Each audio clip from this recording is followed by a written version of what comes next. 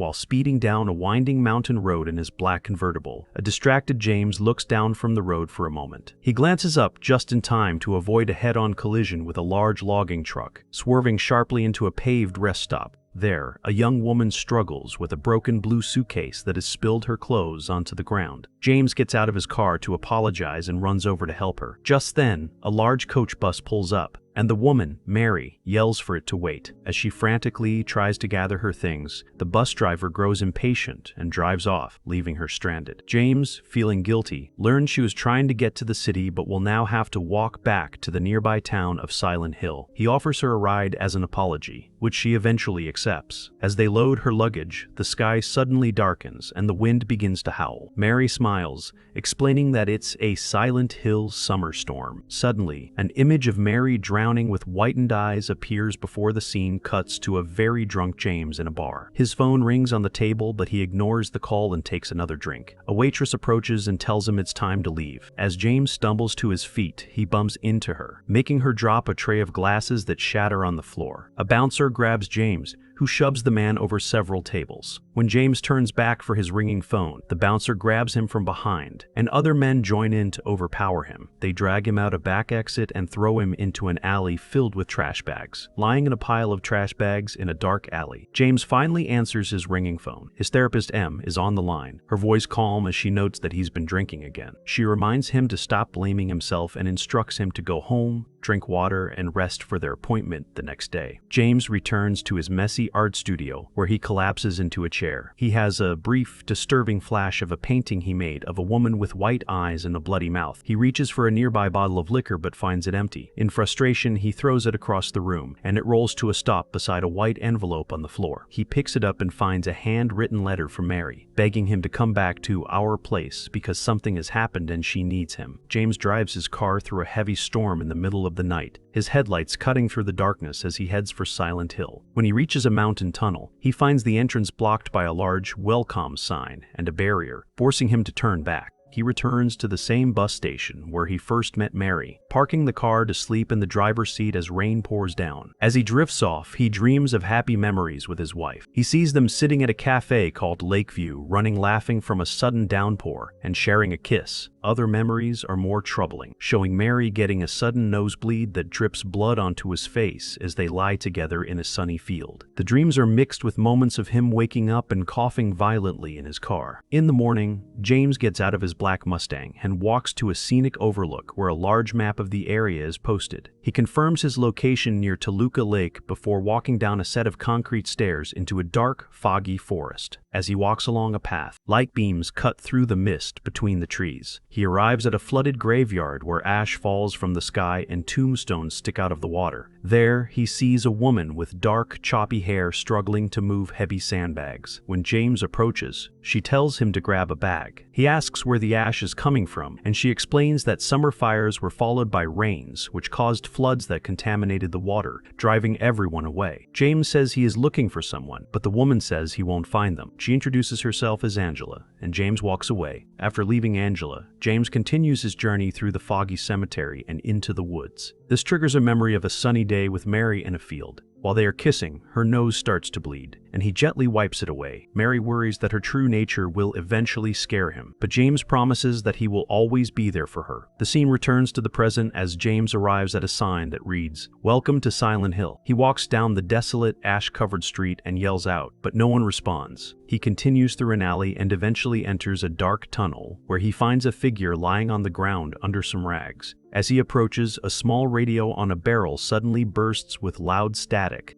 But James is distracted by the glowing sign for a nightclub called Heaven's Night. He goes inside and has a flashback to a party where Mary introduced him to her friends. A scream snaps him out of the memory, and he runs back to find the man's body being torn apart. A nearby radio crackles with static as a monster spits acid from its chest.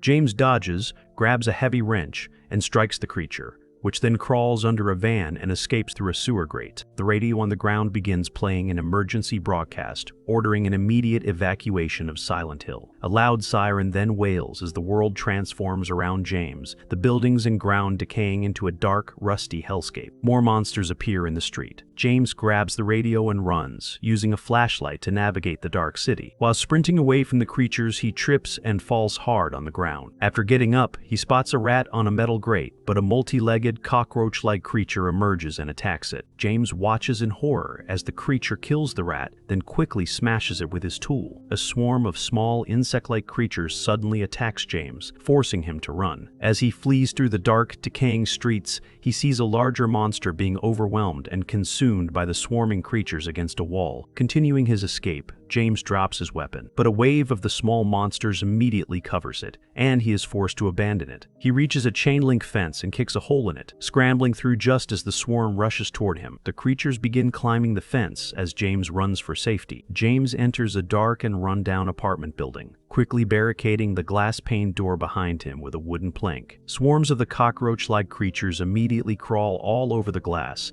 unable to get inside. As James catches his breath, a brief vision of a bleeding woman appears behind him. He spins around, but she is gone. Shining his flashlight up the dilapidated staircase, he sees a shadowy figure disappear around the corner and calls out, "Mary?" The sight triggers a memory of a bright, sunny day when he and Mary were happily moving into the same building, sharing a kiss on the stairs. Back in the dark present, James climbs the stairs to the next floor, only to find the next flight blocked by a locked chain-link gate. James enters a dark apartment where a TV glows with static. He kneels by a box of old videotapes and sees one labeled June 217. Suddenly, he is struck by a piercing sound and collapses, clutching his head in agony while experiencing flashing red visions. Writhing on the floor, he manages to call a woman named M, screaming that his head hurts and that someone is getting closer. Just then, his phone runs out of battery and the call cuts off. James crawls to a balcony and looks up into the rain, where he sees a dark silhouette standing in the window of the apartment above. In a car, M is unable to call James back. She then picks up another phone and reports that her patient, James Sunderland, has broken protocol and requires a wellness check. Afterward, James climbs the rainy balconies to the apartment above. Inside, he finds a mannequin covered in a swarm of moths, wearing a floral dress. He touches the dress, triggering a brief, sad memory of Mary. Following the light, he enters another room and discovers a strange shrine with candles, a severed hand, and a bust of a man's head with a hole in its face, which is full of moths. This prompts a longer flashback to when James came home with groceries to find his apartment dark. He heard voices and looked into a room where Mary was kneeling, surrounded by a group of strange people. When the group noticed James watching, they suddenly opened the curtains and filed out, acting friendly. James angrily confronted Mary about the weird people showing up again, but she tearfully explained they were her family who took her in after her father died. Feeling guilty, James hugged her, but his eyes caught a reflection in a mirror, revealing the shrine inside a closet. He saw the bust of the man and asked if it was her father. Mary quickly blew out the candles, closed the closet doors, and covered them with a decorative grate before distracting him with a kiss. In the present,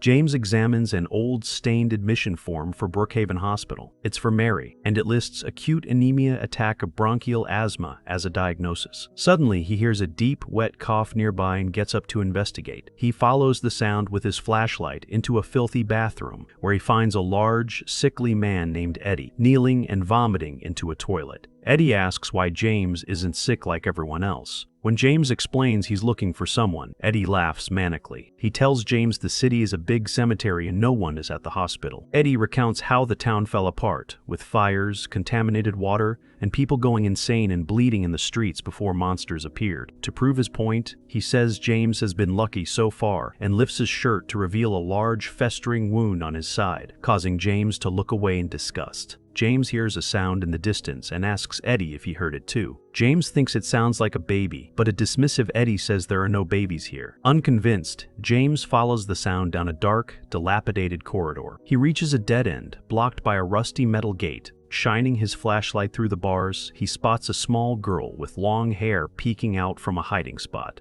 The girl introduces herself as Laura. While Eddie urges him to leave, James ignores him and reaches his hand through the bars, promising to help her. As Laura slowly extends her own hand to take his, a loud burst of radio static erupts, causing James to clutch his head in pain. A deep, monstrous sound then echoes from the darkness as Eddie screams for them to run. As the frightening noise grows louder, Eddie kicks James to the ground and runs away. A massive creature with a metal pyramid for a head appears, dragging a giant sword behind it. Pyramid Head reaches through the bars toward James, who scrambles back and flees down a corridor. While the monster rams the bars with its head, James runs into another dark room and finds a pale, mannequin-like creature. Its head suddenly snaps off and rolls across the floor as the body begins to transform, sprouting multiple spider-like legs. After running into a nearby apartment, James hides inside a slatted locker. He watches in terror as the spider-like mannequin monster enters and searches the room. Suddenly, the towering Pyramid Head appears in the doorway, and the spider creature screeches before attacking him. After a brutal struggle, Pyramid Head overpowers the monster, throws it onto a table, and rips its head off with his bare hands. James covers his mouth to keep from screaming as Pyramid Head turns his attention to him. As the giant creature corners James and raises its massive blade,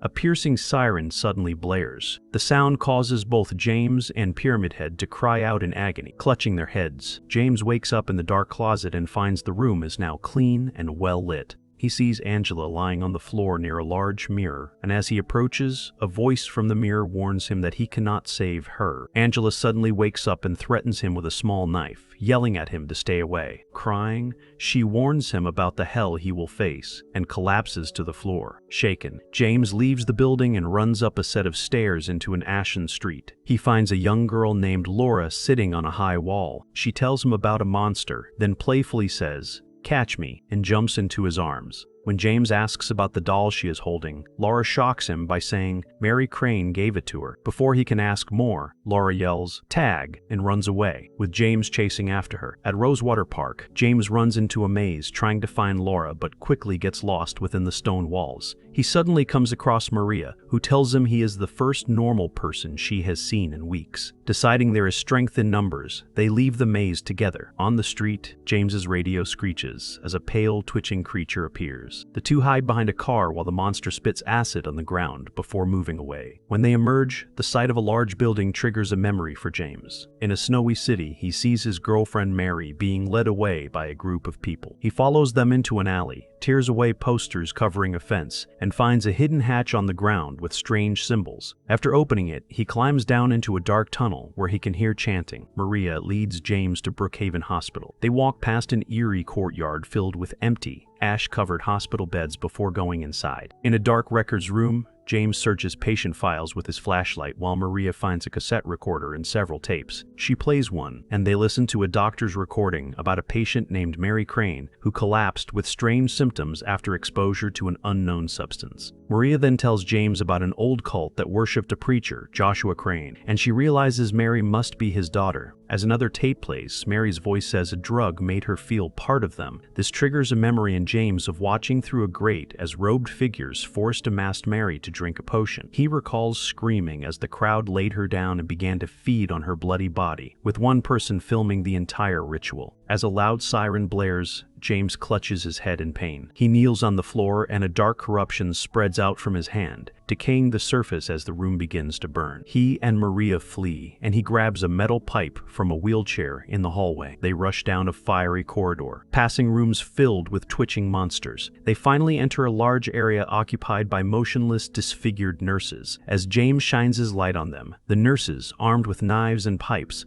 slowly come to life and begin to surround them. James and Maria turn and escape through the nearest door as the horde of nurses gives chase. After reaching an elevator, James frantically presses the button, but the doors do not close. With the nurses closing in, he turns and fights them with a metal bar, smashing their heads. As he battles the crowd, one nurse slips into the elevator and stabs Maria in the stomach before James shoves it out. He hits the button again, and the doors slowly shut, crushing the arms of the monsters trying to get inside. The elevator ascends but gets stuck between floors. James uses the bar to pry the doors open and carries the bleeding Maria to a nearby gurney. After finding some bandages in a cabinet, he tends to her wound. Looking at his face, Maria says she knows she looks just like Mary. He tells her to wait and leaves to find Mary on the next floor. James tries to open a locked gate, but Laura appears and confronts him about Mary. Holding a grotesque crying doll, she accuses him of leaving Mary alone before running off. James chases her down a decaying corridor and into room 318, but Laura traps him inside by locking the door. As he pounds on it, Laura's eye appears at the keyhole, taunting him. A creature lunges at him, and he finds another under a sheet on a bed. When James whispers, "Mary?" the creature reveals multiple arms as more long-fingered hands descend from the ceiling. They grab his face and force a hand into his mouth. As he chokes, Laura's voice tells him to come back when he's ready. James wakes with a start in a hospital bed, his arms restrained. He panics as a nurse checks his pupils with a penlight, and he repeatedly asks where he is. A doctor enters and informs him that he is at Brookhaven Hospital in Silent Hill. When James asks for Mary Crane, the doctor tells him he needs to let her go, explaining that Mary has been dead for months.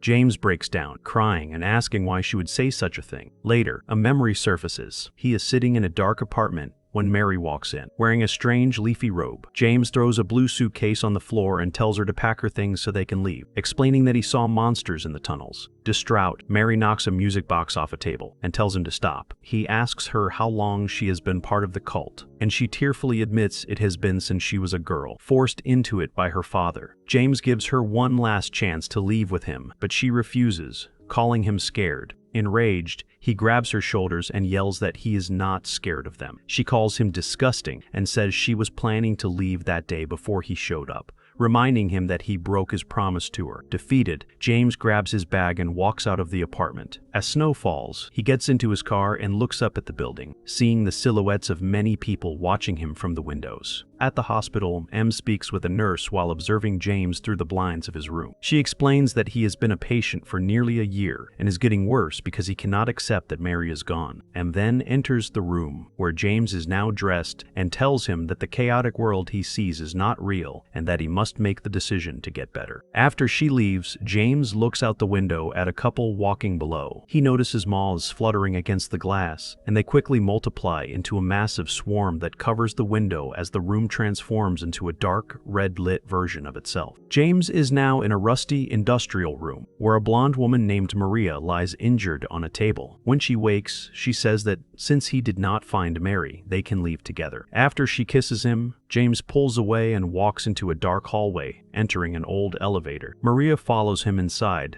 begging him to stop. As the elevator plummets downwards, flickering lights reveal brief, terrifying flashes of Maria's face. When the ride stops, James steps out into a dark corridor lined with his paintings of Mary, and Maria follows close behind. An overhead shot shows they are inside a maze. James confronts Maria, calling her an unreal obstacle. As he grabs his head in pain, Maria suddenly screams. The monstrous pyramid head appears and brutally impales her with its giant sword. James stares at the creature in shock and is horrified to see his own eye looking back from underneath the helmet. A flashback shows James angrily throwing paint in his art studio. He defaces a self-portrait with a red X, and the room collapses, dropping him into dark water. He crawls onto a shore and sees the Lakeview Hotel burning in the distance. Inside the fiery lobby, he finds a young girl, Laura, hiding behind a couch. As she taunts him, a quick flashback reveals a headstone inscribed with Mary Angela Elora Sarang, confirms this is Mary's full name, revealing that Maria, Angela, and Laura are all fragments of her. James then runs down a burning corridor to find Angela on a bed, terrified of a monster. When he tries to help, she is pulled into the bed, dragging James down with her into a fleshy pit. He crawls through gore towards a grotesque monster that has Angela trapped inside. James cries and apologizes, and the creature shrieks before exploding in flames, leaving James alone. After staring at the bloody remains on the floor, James sees a vision of Mary in a burning hallway. He follows her onto a fiery patio where he finds a body on a bed, covered by a sheet.